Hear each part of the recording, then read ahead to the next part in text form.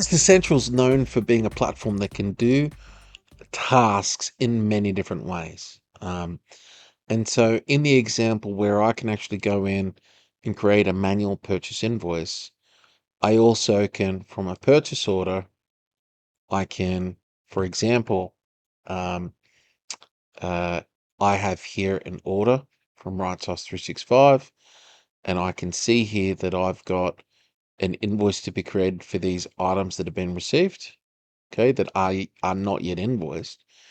And so there may be a situation where a supplier like RightSauce 365, who's also here, let's go over and have a look. Quantity to receive. Let's receive this one as well. So the supplier we've sent them 2 purchase orders. They have 2 separate purchase orders. They've shipped the goods, but we have received 1 invoice. Okay.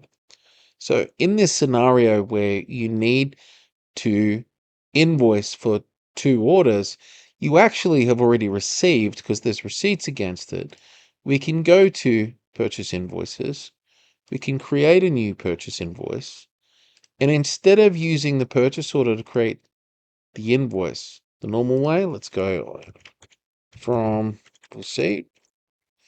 We're going to raise the purchase invoice draft, but down on the line, we click here, get receipt lines. This here will show us that we've got 2 separate orders, okay, with different quantities and different items to be invoiced.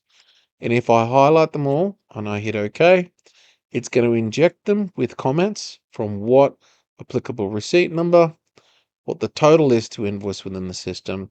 I can see that here, and we are good to, I'll preview that.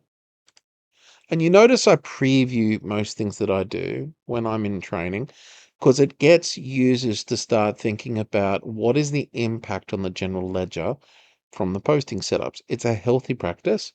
This is a new process that I'm practicing today. So I would go do that. I'd go, yep, preview it, make sure it's working, and let's just go. Done. Do you want to post it?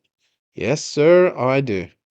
And that is how you can create an invoice from a purchase receipt.